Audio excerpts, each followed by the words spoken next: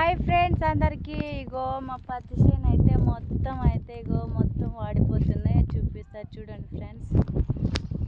ఇది వాటర్ ఇంకడం వల్లనో మరి దేని వల్లనో అయితే నాకైతే అర్థం కావట్లే. చేను మొత్తం అయితే ఇట్లనే వాడిపోతుంది.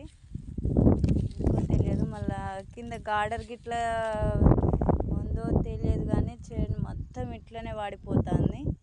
చూస్తున్నారా? వర్షంతోనో గార్డర్ గిట్లా పురుగులు గిట్లా తింటున్నాయో ఏం అర్థం కావట్లే. ఈ చేను మొత్తం తిరిగినా సో అక్కడక్కడ అన్ని చెట్లు అయితే చనిపోతున్నాయి. ఇట్లా వాడిపోతున్నాయి చూడండి.